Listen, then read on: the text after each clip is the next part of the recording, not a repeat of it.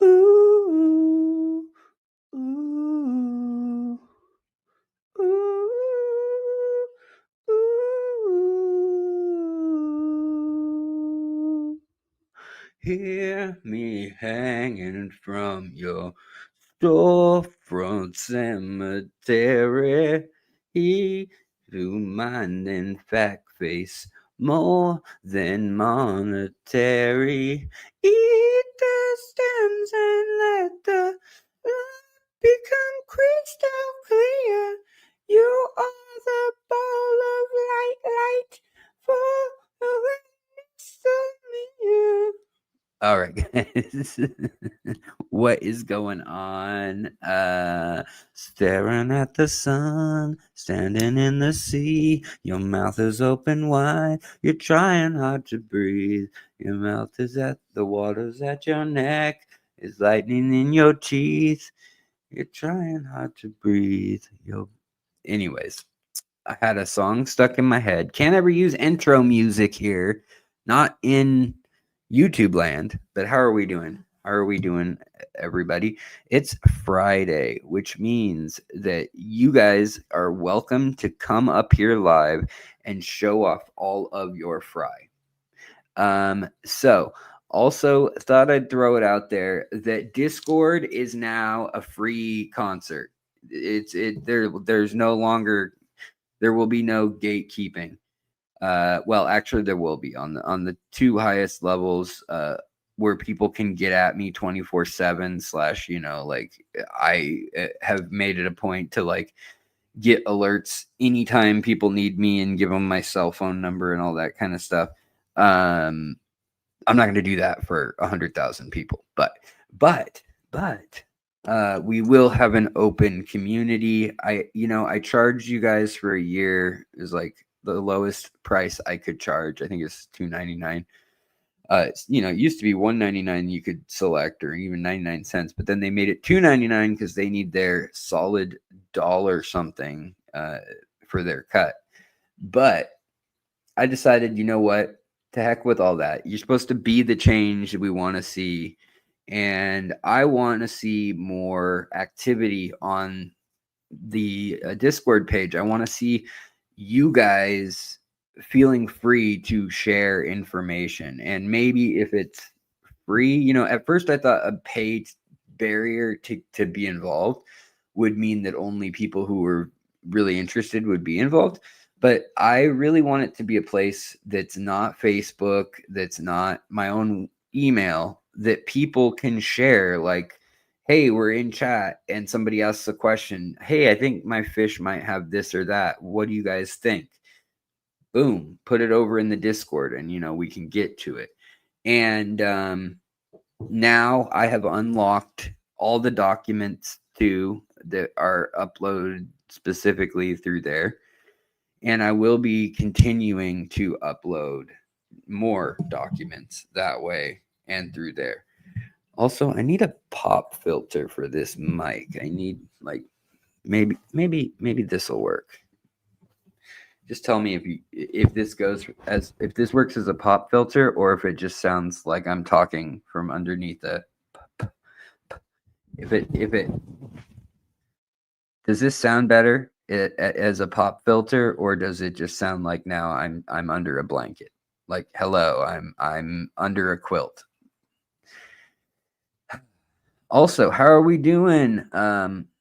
We have Moteb 208 or Moteb 208, who was here first. Firstly, they're first.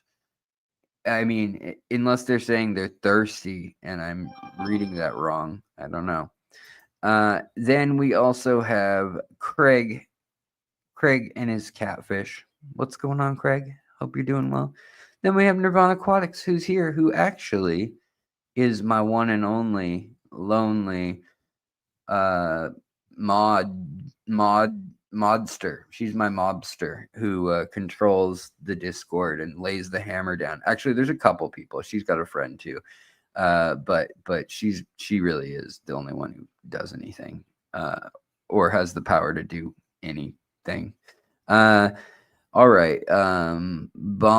Daka, what's up? Carson, hello. Spaghetti Nona, hello. Pam, hello. TW, hello. Be the change that you want to see in the world. Yeah, yeah. It's that Gandhi chain or that Gandhi quote, right?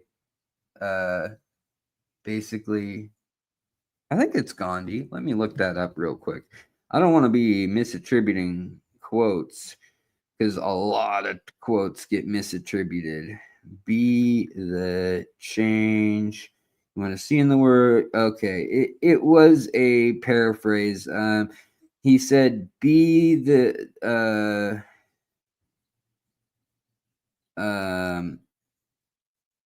well, maybe it is an exact quote. It says it's probably a paraphrase, but it was Gandhi saying you should embody the changes you want to see throughout the world by starting with yourself. Or, in the words of Michael Jackson, actually, no, he didn't say that. He said, I'm starting with the man in the mirror. I'm asking, will he change his ways? And no message could have been any clearer. If you want to make a change, I don't remember how the rest goes. Uh, something start today. Got to get it right. Got to set it straight. You got to change. So that, as he said, if we have any other quotes about change and doing it, do it, lady. I'm all ears this evening, like fish are, even though they don't have ears. They have no cartilaginous formation to funnel noise because water does that so effectively that they don't need ears. In fact, it would be a hindrance to have only directional hearing underwater. It's pretty effective as a pop filter. I know. I'm actually surprised too. Yeah, I mean, it's goofy. It's just a napkin. I think it's actually in front of my mouth. It's better than on top of the microphone. But there is a slight deadening to the room, but there's also this like I don't know, it's the resonance of the cloth. It's very odd. The Bob Rick, hello from Vancouver, Canada. Hello. Hi.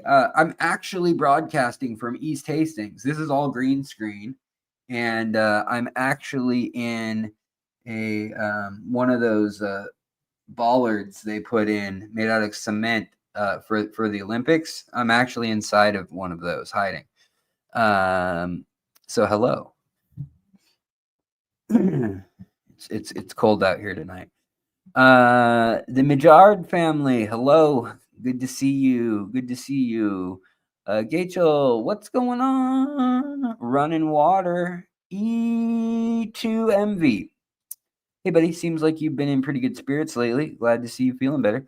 Thanks. Yeah, when I can, I'm here. When I can make it, I make it. What I've had is I've had a bit of perfectionism in the editing and stuff. Now that I look at old content, like I do realize how long I felt like it was part of my brand or part of the channel's ethos that we did things on the cheap and it was about the learning and not about the production, and it was about getting the quantity of education and interesting facts out and to the people. And that was great for some people, but we needed to be now that everything's so fast and shorts are so important and all that. I haven't necessarily given in and said, okay, I'm going to start making shorts or anything. But I have been a lot more selective with the what I'm posting, in the sense of like, I want to be able to look back on it and say, yeah, that video, I should have made it. Like, it's useful. I'm going to leave it up. Because I go back and I look at a few videos from, say, my first 3 or 4 years, and I think, man, I kind of wish I could delete all those and remake them all, or not even all of them. Some of them are kind of redundant. And yeah, I don't know. I've thought about just taking some down and yeah, redoing them exactly. But I have been feeling all right. I've been at least like stagnant in my progress with my leg and foot. Not necessarily making huge strides or anything, but no, there's been no infection, knock on wood, for months now. And I've been feeling, I get very tired very easily still. It's autoimmune stuff. And still we're kind of way out in the weeds with what they're going to do with the kidney tumor and the cancer situation. If what all is going on, they're still just like watching it and monitoring the size and yada yada and doing blood labs every 3 months. But basically, I was told that after the first of the year, they'd kind of reassess what they're doing with that. And so there are still things on the horizon that could come up health wise, that I'm aware of, but I'm hoping we're getting a little more stable, because I'm getting really excited about setting up the new aquascape. And it's funny because I just made a video about aquascaping and how the nature of aquascaping is not so natural. The nature of aquascaping, how we don't add the dimension of time very often. Like, people have gotten the little trick to show scale. You kind of have to show erosion, or you do a little pathway that disappears into the background, or you have little trees, in the foreground, like the same plants. You have smaller versions of them in the background, or the top part of your tank, or the back part of your tank. Whereas the bigger stuff, is actually, I mean, it's not actually bigger. The plants, the plants are foreground plants, but the larger versions of those foreground plants you put in front if you want them to look like even more pronounced, obviously, because whatever's closest is going to be bigger. So things like that have been known, but the things that I'm talking about is almost like, what if you took an aquarium? This would be like a really cool experiment, I think. If you went down to a river and you got just a ton of sand and silt, like all the stuff from the bottom of a quick moving river, and then you took a bunch of the gravel and pebbles, and you also took a few good sized rocks, 1 to 3 pounders, and then a few like 5 to 10 pound rocks. And basically, what if you had a plywood table that you constructed like 2 feet by 8 feet, like real long, long and skinny. But then you built walls to it and you allowed the sand to be there. And then you like built a little tank around that footprint, but you allow the flow on the silt and sand layer to run with a power head a certain way. Then you add these, big stones, and that is going to cause the sand to pile up behind the big stones as kind of sand dune bulkheads. Then you've got, other than that, the little gravel and stuff. If you were to add that, then you'd have that kind of clumping and moving very slowly, but generally you'd probably have a big old swath of it, somewhere like mid tank that your power heads had moved. But it reminds me of a artist, and this artist that I'm thinking of, he was paralyzed from the neck down, and he was a Seattle artist. I think he's passed away, unfortunately. But what he would do is he would take a big sheet of masonite, I think it was, and he would build a box, like a frame for it to sit on, and then he had drilled in all these attachment points. Every, I think, 6 inches there was a hook, and he had all these buckets hanging in a grid from this board. And then what he would do is he would have water and pigment in the form of a real like gritty, thick pigment that was it had like kind of a opalescent color to it. So it was like some sort of like glitter and acrylic fluid medium, and then he would run water 24/7 for like months, and he would tilt the whole thing sometimes at an angle, and then sometimes he'd add water, and he'd be in his wheelchair and he'd have his joystick and he'd control that, and he'd have an assistant that would fill water until he said stop in each of the buckets hanging from the bottom of this giant canvas. And some of them were really long too, like 20 feet long. And then he had this jet black canvas up top. And, you know, sometimes he would have his assistant guy throw some random paint. You know, he'd say, like, you know, he'd point to a spot or whatever.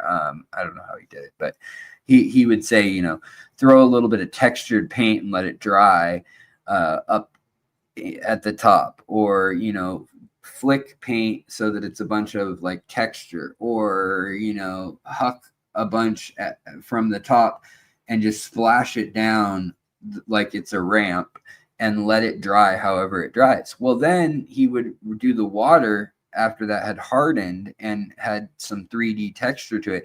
Then he would put the pigment in the water that was flowing, and over time that pigment would get washed to the bottom, and then it would get resuctioned back to the top, and this pigment would gradually stick more and more to spots where it was like slow or low flow. And then he would have his assistant like undo the buckets or whatever, and they'd put it all flat and they'd drain the board, but then they would pour a layer of acrylic. And so the whole thing looked like a river delta or something like that, like these beautiful braids of color and texture. And then he would have the same process all over again. And this time with the acrylic, it couldn't move as much, but he would like put some weight here and, you know, just so that the board had some waviness to it and just some interesting structure to the board. And then it created these things that looked like rivers or aurora borealis or something, but it was a very like organic feeling shape. And I just think that a lot of the aquascapes show off the best skill of taking care of plants, obviously. And when something's out of place, they'll swap it out, they'll get a new one. A lot of times, aquascapes, you can tell how much of the aquascape is new versus like you can tell when you know your plants well that what's acclimated versus what is still completely terrestrial. You know, a leaf, oftentimes you'll see a plant or two or moss or something when you look carefully that's not at all yet adapted to submerged life. And I think it's just kind of interesting when you see that kind of stuff to take note. But the idea of having the forces of nature, be that your wind or your imagining the geology of your tank, and how like if you have layers 1, 2, 3, 4 or something, layers that are different colors, how you could do that same color and layer deposition up above too. Or if you have like stones, you could layer, you know, a certain color of stone on the top and then another lower down, like pebbles wise or whatever. And then it, you know, it makes sense then when you show a big abrupt change in that landscape. It's like a fault line breaking during an earthquake or something, like, and that could be a big scale that you're kind of emulating, or it could be like the size in real life of that space in a creek, and how the water would move things, and how you know, we want our aquarium to look a certain way, but maybe it would have pushed all the big logs and sticks and stuff to one snag at one end of the tank realistically.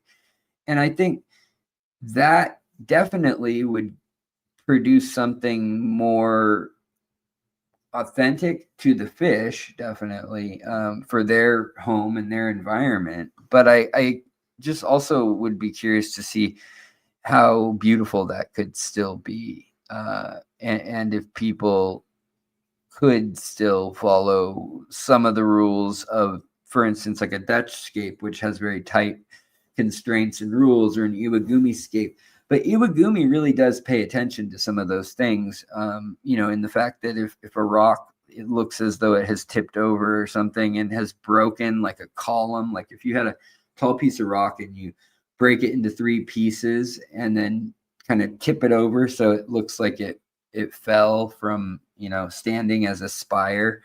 That tells the story. It tells you that that was upright. It tells you that something eroded a cliffside or a formation in the middle of, say, a desert. Maybe it was sandstone or limestone around it, or some soft stone, and then the harder igneous rock stayed, but at a certain point it couldn't support its own weight.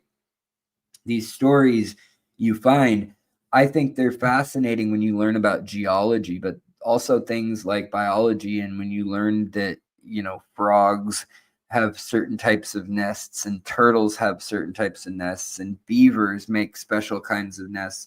And the fact that, like, beavers, nutrients, all sorts of little rodents, and even snakes and things that live in the bank of rivers, as turtles too, that the pleco often have a relationship with them, in that they switch spots when that area floods and is underwater, and it is of no use to the little marmots, or whatever, the ground hogs, or whatever you want to call them, prairie dogs, otters, all the little things that do that.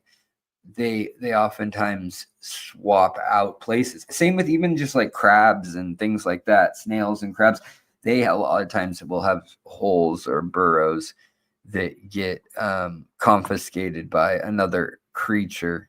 And I don't know, I find that so interesting to be able to read the land, especially, it's a good place to start wherever you live, because you're familiar with how things should look locally. But then once you understand things like plate tectonics, like the continental drift, and the formation of the continents, and how some are subducting, some are sliding next to each other, just rubbing on each other, and some are actually coming over the top, subducting, and what's the other one?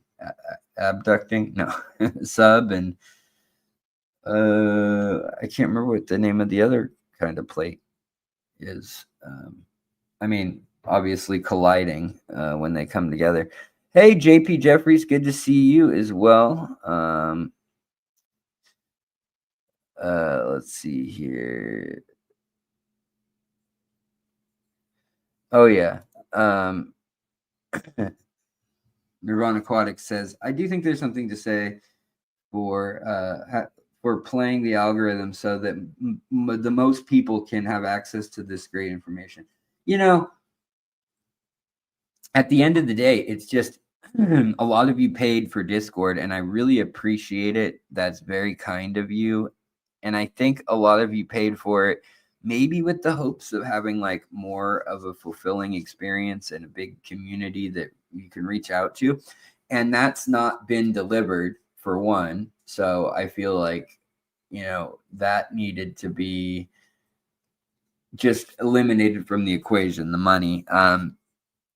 If you want to still subscribe, because that's how, like, maybe you're not a channel member, but you want to donate $2 or $5 or whatever it is through that, I won't stop anyone. I'm not gonna, it'll still be set up that way so that you can back different levels.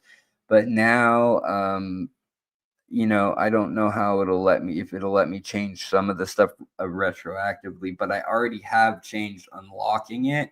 So the fact that some section may say that you can only go to here, or you can't go here, now it's unlocked. And if there's something you guys see that you're like, oh, Alex, you forgot to unlock this tab or this whatever you call them, pages, let me know, and we'll get it sorted.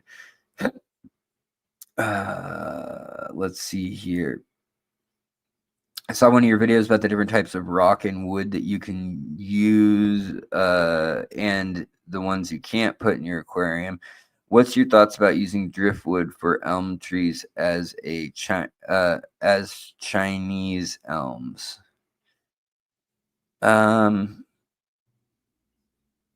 I don't know what you mean. Like just using American elm rather than a Chinese elm? Is that what you're saying? You shouldn't put in your car. What was your thought? So the first thing I do is when I'm curious if a metal or a chemical or something is dangerous, I usually will look up the material data safety sheet, or MDSS sometimes, or MSDS is also sometimes how it's said, but that gives you a breakdown of the main active ingredients in any given item or product or whatnot, and how to safely deal with it. Um, and with driftwood, you can actually look up dust. So, like, we could go material safety data sheet, and it's going to give you basically an interest. Well, that doesn't help at all. It's going to get, whatever. Hold on. It gives you kind of like those little warning arrows on the back of like dangerous cargo, or explosive or corrosive material. Like they'll have the flammable, corrosive, the little, or toxic or radioactive. They'll have the little icon placard on the back of their truck, and those go hand in hand with, like, okay, well, if this is lithium, you can't use water to put it out, or potassium. If it's a big old container of that, that will make it worse. Or it'll just spread and then get hotter and hotter. Whereas on these material data sheets for woodworking, a lot of times you can look up the Latin name of the tree, or even just the common name of wood, and it will have like Japanese elm, Japanese maple, whatever it may be. And if it's known to cause irritation to humans in the form of like the sawdust in the mill, that could be a sign. I mean, it could also be a sign that just the particles are irritating and maybe sharp or jagged, but it can also be a sign that there's something harmful there that needs a little more investigating. So I usually pull up one of those, and then also look around for, go to Reddit and search driftwood, or elm wood, or cedar killed my fish, and just like put that in quotes in the search engine, and you'll see stories of people talking about anecdotally different things that have been tried. And a lot of times there'll be some you'll hit something there. So it's just a matter of how you approach the topic and who you ask, I guess, in order to figure some of that out, like if it's just the same as the Chinese elm or not. There are some big differences sometimes between, like, a Chinese elm and an American elm. For all I know, they're like completely different things. One's not even an elm. One's like a 700-foot. That doesn't happen. A giant tree, and the other one's a small shrub in the primrose family or something, right? Critter Style, hello, and Randall Ben, hello. Good to see you guys. Let's see here. Who else has wandered in? Just one more fish. Always good to see you as well. Always good to see you. Guppy Girl, good to see you too. And Johnny Best. Johnny be good. Claire H, hello. And who else is around here? Jacob Gale. Hello. I hope I didn't butcher that name. Dagmar, hello. And who else we got in here? Tried using Chat GPT. Give me some layout scaping options. Oh, you tried giving Chat GPT to give you some aquascape options. What you might be able to do? I have never played with that, but you might be able to say, Chat GPT. I have 5 stones, or you might be able to say, I have a 20-gallon aquarium. It is 14 centimeters by 80 centimeters. I don't know what your aquarium is, but I would like to decorate it in the Iwagumi style, or in the Brazilian style, or in the nature aquarium style. And then you could say, please help me do so by rendering. That's usually the best phrase to use. Rendering a diagram of how to assemble my hardscape, or my materials, or what materials will be needed. And then from there, like, it probably will populate with future questions as well, which will be like, what materials do I need? Do you want us to figure out if you're using blonde wood versus dark wood, so something like that. I don't know how smart it is, but that's generally how you go about that thing with Chat GPT in other situations. So I'm guessing there's some variety of that going on that helps out. Also, Coro Works. Good to see you, Coro. Good to see you, buddy. I hope you're doing well. I feel like it's been a little while. I don't think it has. I think it's been me. It's me. It's not you. I promise.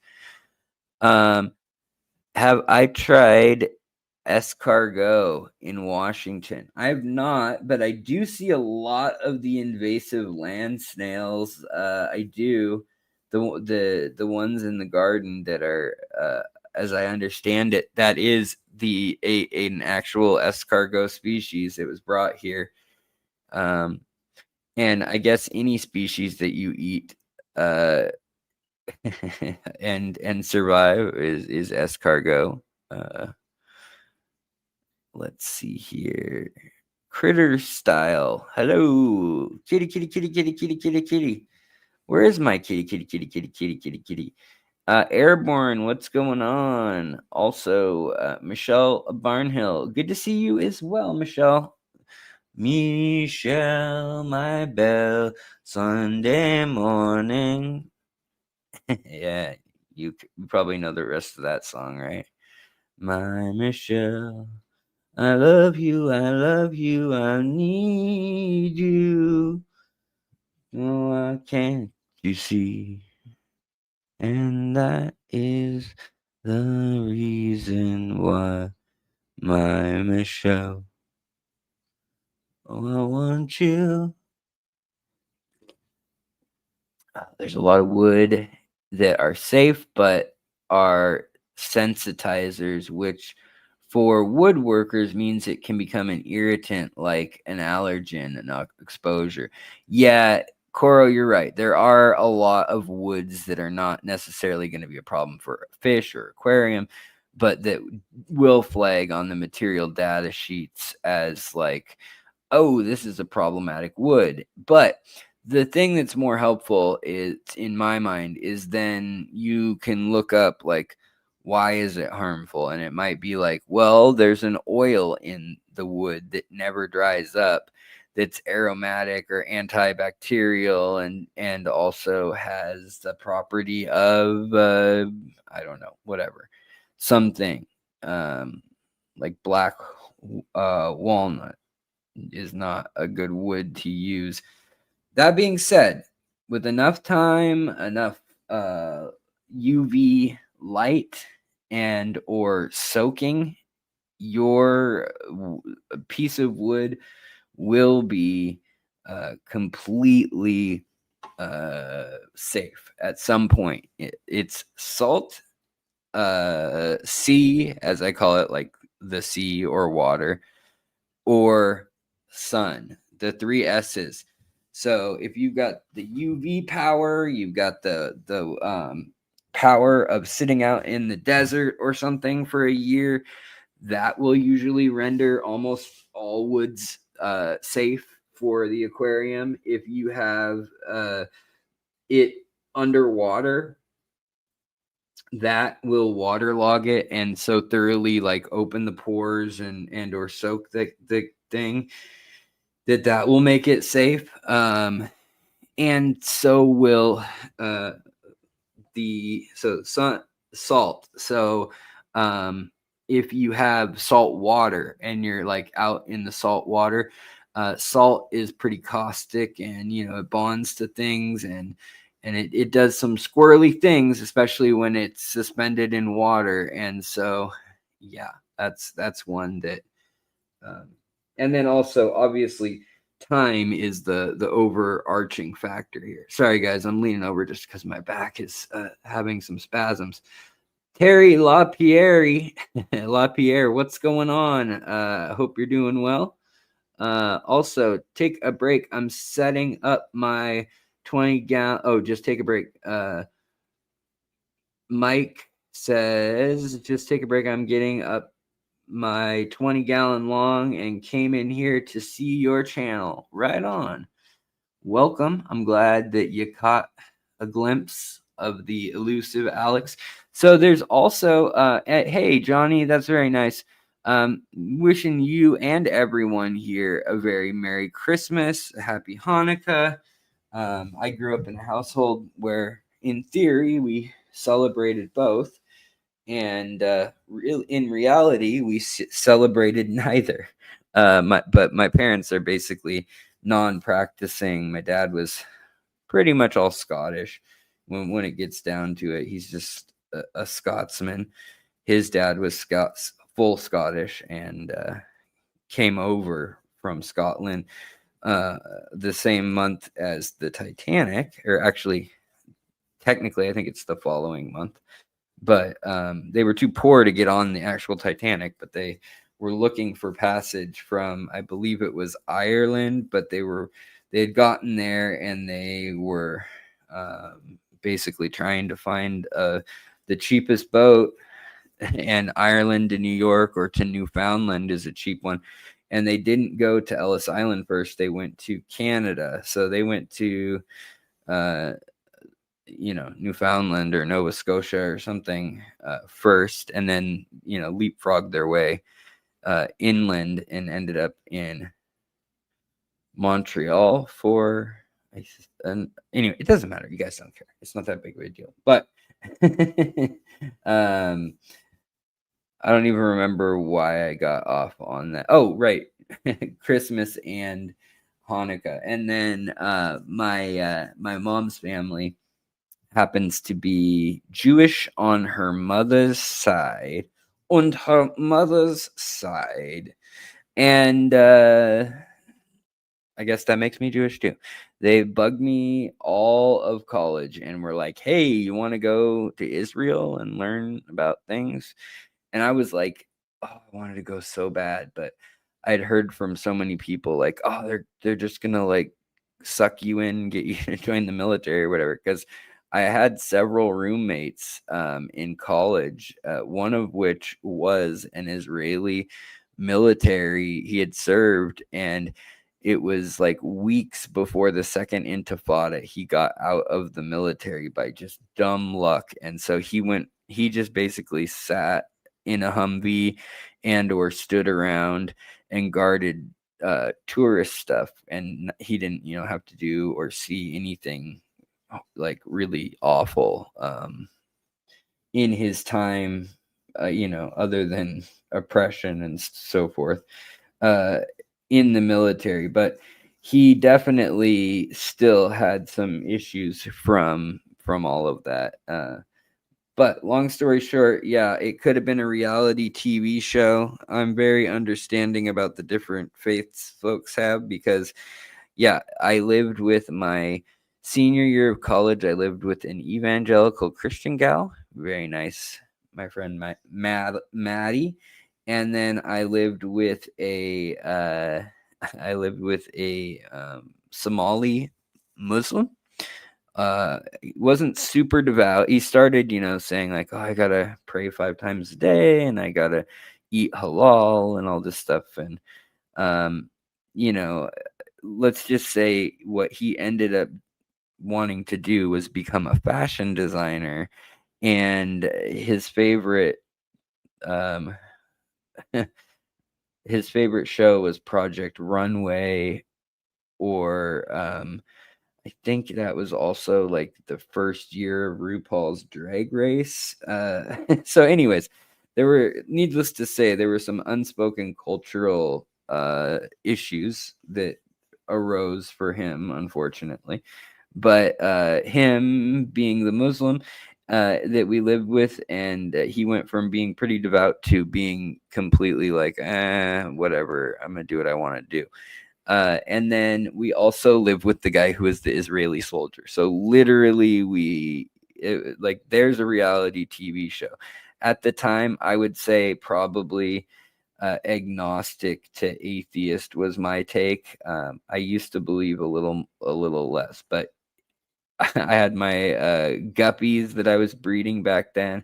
I had these metallic, they were called cobra skin or cobra snake skin guppies that were metallic purple, and I bred those as like a little side hobby slash a little side hustle for college.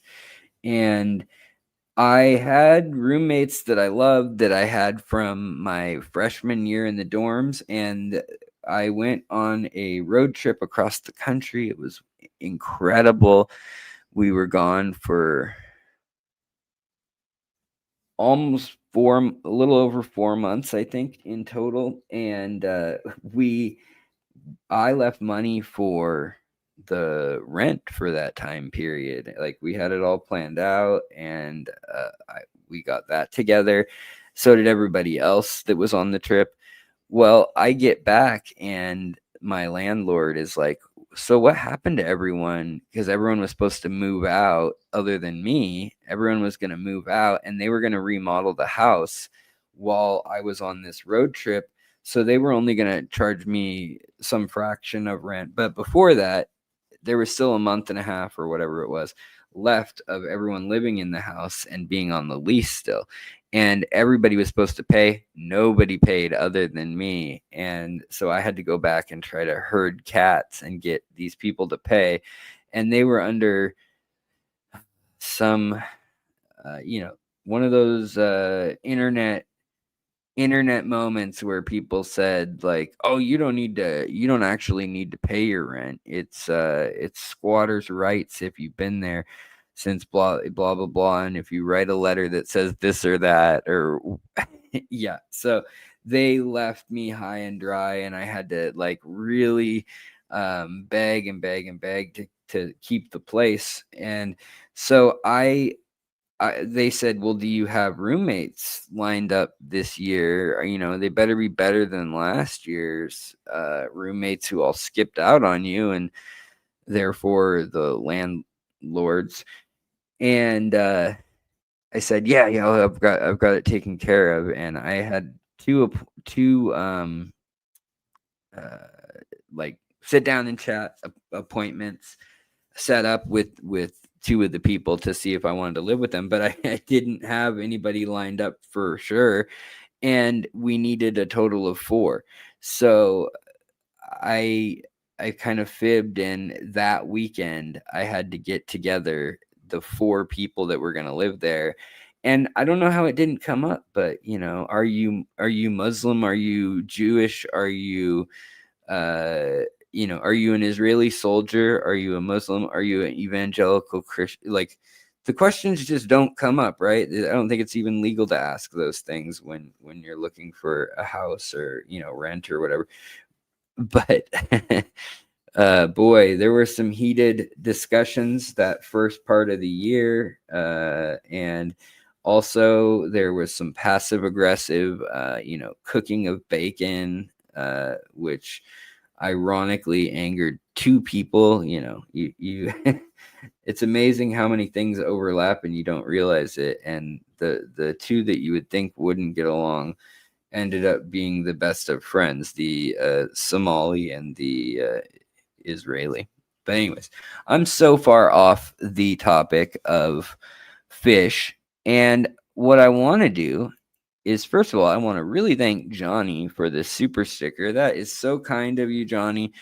Uh, a Merry Christmas to you and Tiny Tim and your family. The one with the small little leg, only 6 inches long, and has to wear a boot that's 3 feet long. Just sad all around, but I'm sure he's making his way in the world. Little Tiny Tim with his 3-foot Jim, making their way. Can you rap about driftwood, Coro? Okay. Drift, float, made out a boat. Hold on, someone knocked on my door. Hello? Maybe it's just UPS. Anyways, yeah, let's try this again. Okay. Adrift, afloat, like a boat. Drift wood. It's really good. You put it in your tank. It makes you say thank. I want you to think of all the colors, all the types that you float, that you like. You put it in the gravel, you put it in the sand, you feel it, you rub it, you touch it with your hand. It floats at first, it gets all slimy. Put it in the corner, weigh it down a tiny bit with some rocks, a little bit of love, a little bit of tiny, and then it will be ready. Let your algae eaters on it, let your shrimp munch upon it, let your food become your aquascape, let your wood I'm not in rap mode tonight, I guess. That no, it's just not gonna happen. But I tried. Got wood, yeah. Sometimes I won't lie. Sometimes I can spit a mean freestyle, as the kids say, as the kids who are now 50, the OG, the original gangsters in their 50s and 60s. Hey, good effort.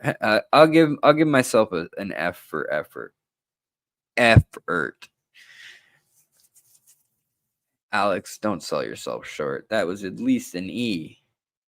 In our school, I remember we had you when you failed the class, you didn't get necessarily an F, you got an E.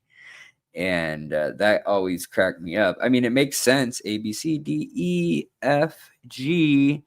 Yeah, there's an E before that.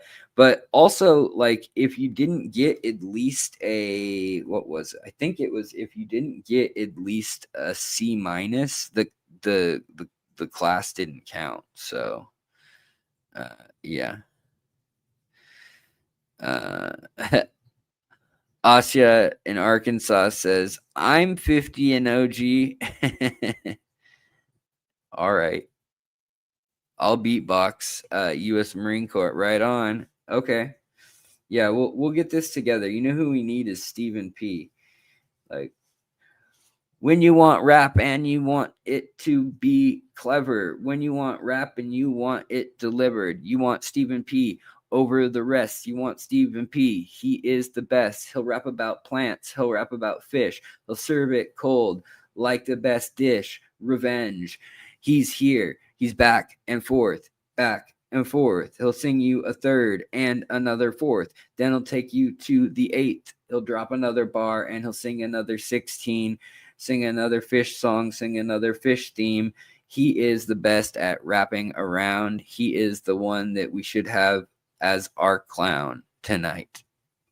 And that is the end of that. You got wait, okay. You got a Cubaris Panda King isopods in the White Elephant gift exchange. That is interesting, Jan. Wood to learn about further terrain. Different types of wood to learn about. Totally different types of wood. Okay, wait. I got Cubaris Panda King isopods. I don't know those ones. I'll put on the screen real quick her comment so you guys can all see how it's spelled. My peep puffers from Moonlight have settled in, and he sent me an extra one. Oh, that's awesome to hear, Sage Cave of Wonders. That is awesome. He usually kind of does that. He'll usually throw in an extra, even if you didn't get that many of something, even if you got like 3 or 4. A lot of times he will send an extra, and that's not like unheard of for in the fish business, but I do think it is pretty cool considering a lot of times he'll individually send fish to like so that they're completely safe. And the fact that they have, he has a high 90s success delivery alive rate. It's like 98% or whatever. The fact that it's that high, and that he still um, gives an extra like that is pretty cool, because it kind of just works out to be a free one. Plus, then you can get the 10% discount. My fish from Moonlight came DOA. Oh, on Easter. Not their fault though. They took care of me. Yesterday. Uh I'm sorry to hear that. I wonder if that was that just because the post office was so busy. I told Chang, like, dude, I don't know, man. I would not send out fish, in December. But he was like, nah, I want to do it. I think I can pull it off. And, he's like, I've done it in years past. I think there's probably still going to be a pause window of some sort, but I don't know what the dates are. I'll relay that to you guys when I do hear that. I know that Aquatic Arts is already right now through whatever, January 5th or something. They're not shipping uh, anything out other than gift cards and I think hardscape or food. Yeah. Yeah, a lot of local stores also won't be getting their fish um, supplies or like their fish deliveries. Plus, there's a blizzard warning here in the Northwest for the mountains. And so the fact that in Seattle, you have to get to Seattle, either come by plane or you come by truck, and or boat. And boat's too slow for fish usually, and truck is a sometimes. The plane is definitely an option. But a lot of times it has to fly into Portland or it has to fly into SeaTac, and then it has to get through customs and then this or that.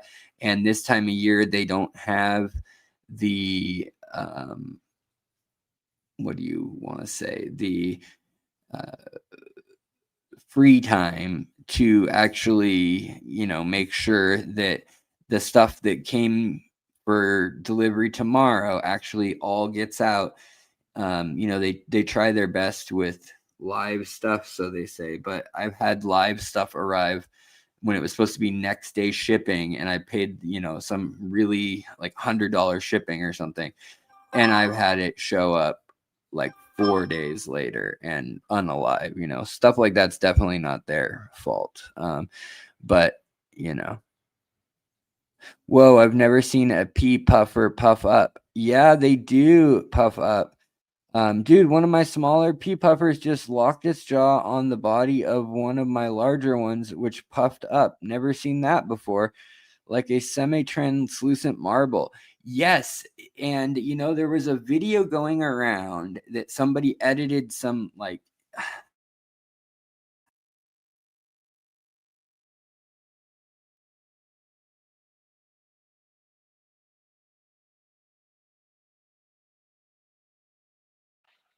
Do we still have sound? Sound cut away? What happened? Well, anyways, yeah, there was a pea puffer that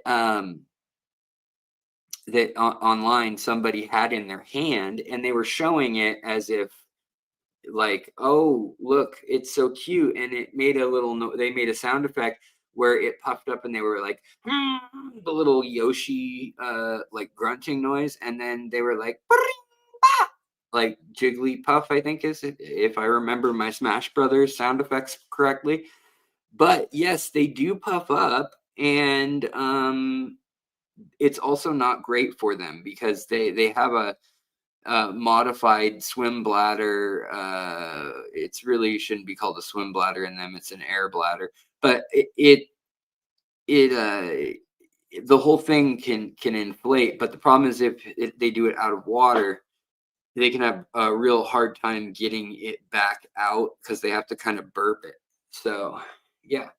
Um Yeah, they should be fine if they did it naturally themselves.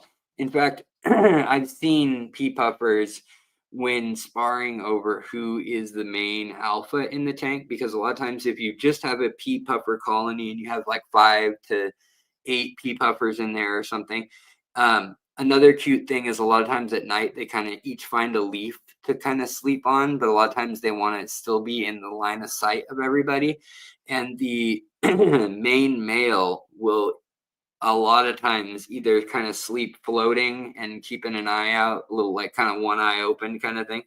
Because fish are able to sleep hemispherically, where they turn their left brain off for 20 minutes and then they turn their right brain off for 20 minutes, but neither one renders them totally vulnerable. Pretty cool adaptation, for sure. But that's super cool. I mean, and it's rare enough that I don't think most people catch it on camera ever. There's only a few videos that I've seen in all the years of doing this where people have caught it. And a lot of times it doesn't look super impressive. So I wanted to say this one more time, but the Discord server is now completely free. If you want it for free, you got it for free. I did charge for the first year. We did that, uh, $2.99, which was the lowest I could set it at the time. Uh, to thinking that that would make it a barrier for people not to spam and for it to be people who really wanted to engage and share your aquariums and things. When people say, how do I send you a picture? How do I do this or that? So that everyone can see. And there's not a good way on here, a lot of times. And a lot of times I miss things. And so we have such a good community that I want this community, as well as, there's other people like freshwater ichthyology, or, Rebecca Bentley over there in the UK, or Cam over in New Zealand, Fish Shop Matt. There's lots of different people out there that I think are skilled and talented and intelligent that have Discords, and I think we could kind of join forces with, or maybe tie into a little bit too. So we'll see. But people should be able to keep paying. It's just I made everything accessible. So if you do want to continue to pay that way because you find it the most logical or easy way to do so, and you want to throw a couple bucks my way, it is so much appreciated. Much there I have so much gratitude for all y'all who've helped out, but it is not expected. And also, moreover, it's just welcome to the group. Welcome to all the documents as well. I've always given them out for free to anybody who asks. And this is just an official changing of the policy. I feel like I was being a little bit money grubbing or a little bit of a sellout, actually, when I look back on it. And I know you have to pay yourself. I know you got to get by and support things. But in the scheme of things, Discord wasn't raking in a whole lot of money either. So I'm not going to lie and tell you like, oh, this is such a sacrifice. No, we're talking about a couple $100 a month, which yes, it's nice to have, but at the same time, I'm okay letting it go if that's what folks decide to do. And if you want to just keep paying, I think a lot of people kind of did it anyways. Just like I usually don't back people on Patreon or Discord or even YouTube for anything extra other than the ability to chat with people or maybe see something sooner. And I don't guard or show things sooner at all to anybody on this channel. The only exceptions to that are like live streams where we might do a members only live stream. So being a member really only is going to have perks in the future here for the low amounts. Now, granted, on Discord, if you do want a one-on-one like consultation or working with me, getting a hold of me, and things like that, or we could do schedule a phone call, that kind of thing. There are levels that people could have backed that kind of gets you some of that, and that will still be there. And regardless of that, there's not the time to, do that for free usually, beyond the allocated time for responding to comments and emails and questions. So it will be more of a yes, it's something you could back, and then for $25 a month, you'd have access to emailing me questions that I hope to get to within 24 hours usually. But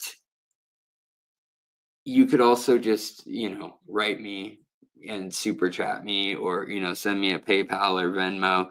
And if we talk a half hour or an hour, if it's a short thing, then it's, no big deal. But I'm not giving out my phone number across the board in en masse for that, because I just don't have the time as much as I do and really enjoy a lot of those talks and things. And a lot of times those talks, only 30% of the talk is actually like the troubleshooting or whatever, and the rest is, just hanging out. And me being like, so what other fish are you keeping and so forth. Hey, I don't want anybody in here ever feeling guilty or bad about not paying. The thing you could do that is way more helpful than that, it is sharing this content, coming and watching it all the way through, leaving comments, those things. That's what keeps the channel going. At the end of the day, that's, you can't, I wouldn't have any of the other, the Patreon, the this, the that, none of it, no affiliate links or anything, none of that is here without that being here, so you don't need to be somebody who is a paid up member, so to speak, for me to see that, like I don't look at those people and say, oh, they're the only ones I'm gonna help. I rank whose question gets answered first. Granted, I do see members' questions a lot easier oftentimes, but I look at the severity of the problem, and if there's somebody having like an emergency die off in their tank or whatever, that's who I'm going to help first. And that's just the way it always has been around here. Uh, uh, hey, Joey Lowell. Here's an interesting one.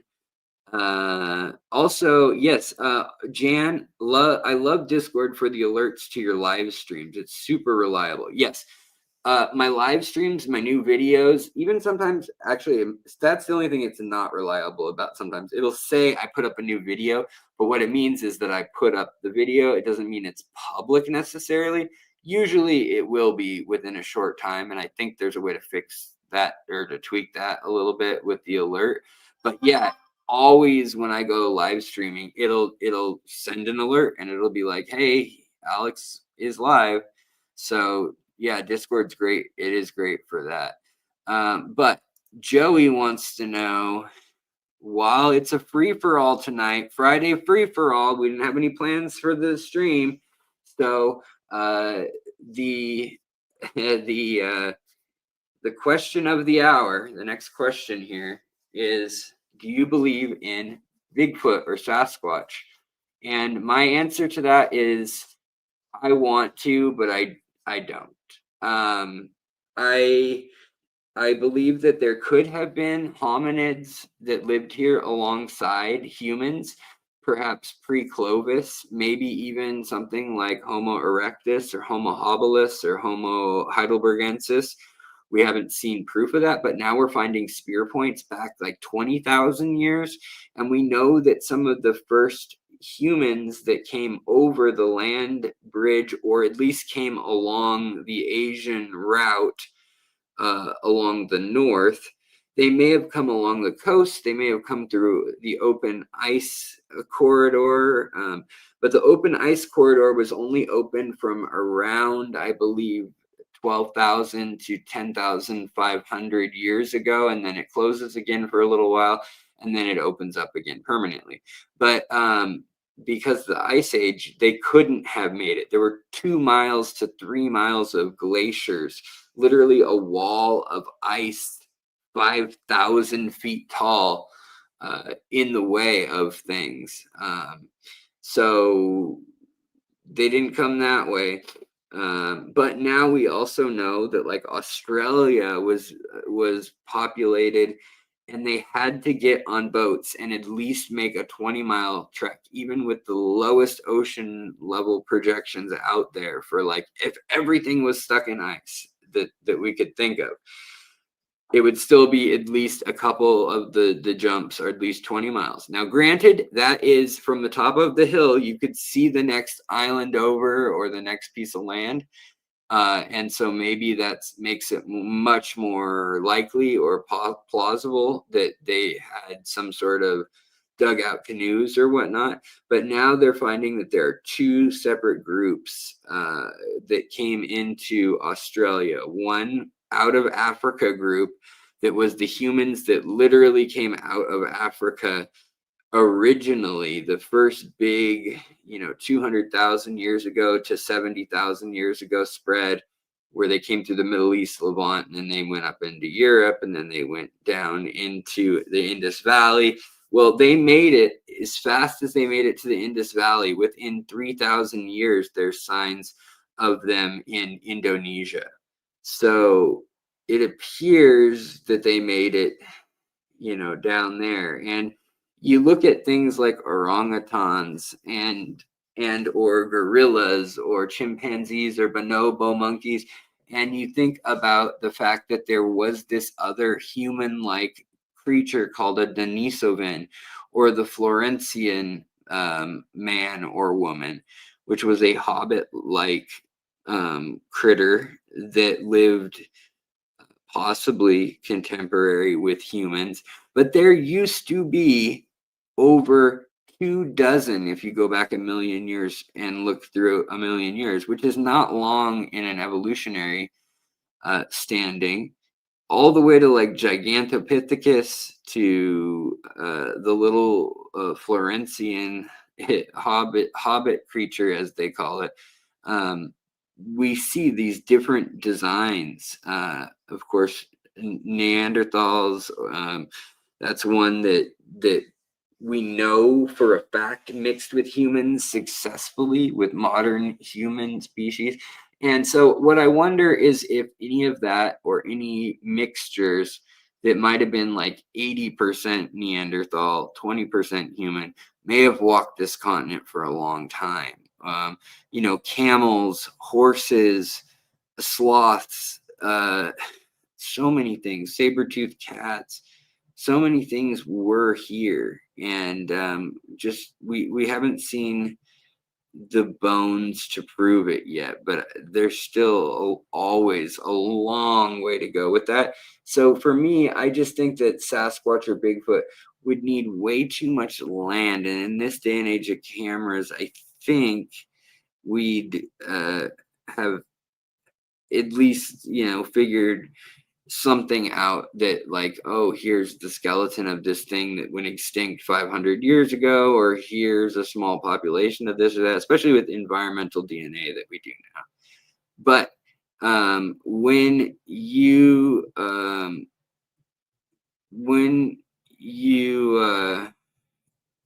wait, did aliens tweak our monkey brains to evolve like in 2001 Space Odyssey? I don't know. Maybe. I don't have any proof for or against that. I'm gonna say no, just because I have no proof for or against it, but don't have any proof for that or any. So it's like saying, does the entire universe only exist in my imagination, and you guys are all only in my imagination and don't exist outside of this one blink that I'm thinking about fish, but the rest of my life has nothing to do with fish. I don't even keep fish. I work, in a odd cluster of stars in the Andromeda galaxy. Maybe, maybe that's reality. Maybe that's what's happening, or maybe not. Either way, I don't have proof for it. Alex, could you give wait, could you see just how fast they move over ground? That would take a man 6 hours. They can do it in 1 hour. Wait, what are we talking about? Humans versus primates. Is that what you're talking about? How quickly they move? Yeah, but like we got opposable thumbs, right? So, like, what about that? Huh? What about that? Uh,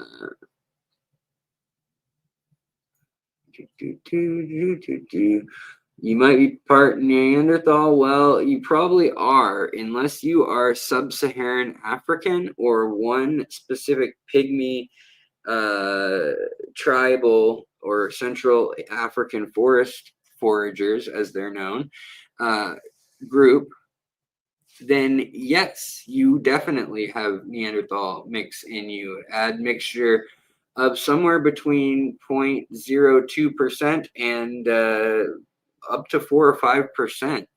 I have 3.5 or 4% in my genetic makeup altogether when you look throughout it and look for different markers. And Denisovan is also in most Asians and Polynesians and Melanesians, as well as some of the like Channel Island people and some of the Indonesian people, I believe. But what's a mystery is like Papua New Guinea and Borneo and uh, obviously Australia. Uh, there's a bit of a mystery about what happened there, and was there Denisovan, Neanderthal, and then there's a missing chunk of DNA. So there's like up to 6% of some of these people is not traditionally associated with human DNA. It's another older archaic DNA markers. Do do do do do do do do do do do do do do do do. Alex, we live close to each other, and I will take you to some of my research areas and teach you what I've learned for free in the summertime. Okay, cool. Yeah, I've spent a lot of time. Hey, yeah, I am fading Cave of Wonders. Thank you for pointing that out. No, aquaballs. I don't like tarantulas. No tarantulas, no scorpions, no centipedes, no millipedes, no anypedes. All of it is, let it live under the logs it came from under. Jeez. Ugh. Yeah, no. Um, oh wow, that's crazy, Joey. I've seen lots of weird things in the woods. I've heard lots of weird things, but I've never firsthand seen anything uh, other than very bearded hippies and or loggers, lumberjacks, mushroom hunters wandering out of the woods with saucer-like eyes. Yeah, no, that's cool though. George, if you want to keep tarantulas and scorpions and all that stuff, you know, bless your little heart. Just keep them out of my life. I like your baby geckos. Those are actually the most adorable thing ever. The tiny ones. Okay, so the last thing I'm gonna say, guys, is that there is a new file. A file has been released today, and no, it's not the file that you think I'm gonna say. It has nothing to do with Epstein, and nothing is redacted. Soul put out a great report on the a group of very small fish that are in the hobby, and it breaks down facts about nanofish which are endangered or threatened or even extinct. So I want to encourage you guys to read that. It's an interesting read. It's 54 pages. It's free. I linked it on my Facebook, but also Fish in the News has it on their Facebook and on their uh, Twitter account or X account, and might even have it on their website or something too. But yeah, all right, you guys, I'm going to get out of here, but thank you so much for the super chat, Johnny. That was very nice. Also, for all y'all who dropped a line and said, I've been here for 50 million months supporting you. I can't tell you how much that means. Also, feel free, hop in, get at it, post away, take control, show me that you want to control a section of the Discord, or you have a passion about it, and after a couple weeks, maybe months, we will start assigning out everything that if anybody wants this or that, and we can make adjustments as we go based on groupthink, based on our ideas. Luke Wong, it's so good to see you. That's why it's hard to say goodbye, but I got to. I'm fading quick, and I need to just step out into the cool air, the 35-degree air of Seattle, and let my face steam. Just let the sweat drip from my pores. And I will get to you guys soon. I do have a video of me unboxing all the stuff and setting up the new uh, Aquascape tank, the new ADA and AFA sponsored tank, and I'll get to editing that. I also have one other video where I have all of the voiceover and script and everything. That was all written, but I just need to get the visual images and or the like pictures and or video images. If I need to ask permission for some of them. All right, you guys. Well, have a wonderful holiday if I don't see you, but I'm sure I will see most of you at least either Tuesday or let's see. Wait, let me think about that. Monday or Tuesday before Christmas. And we will be up again probably the day after or the day after. And we'll probably do some sort of stream and just spending the holidays with each other and some fishy business. Maybe we can do some giveaways and stuff too. But thank you so much, Jan, for the super duper chat, and I really do appreciate it, you guys. Sorry I'm fading here a little bit with my stamina, but we'll get back into it again soon, and have a great weekend if I don't see you sooner than that. All right, take care, guys, and I'll see you soon.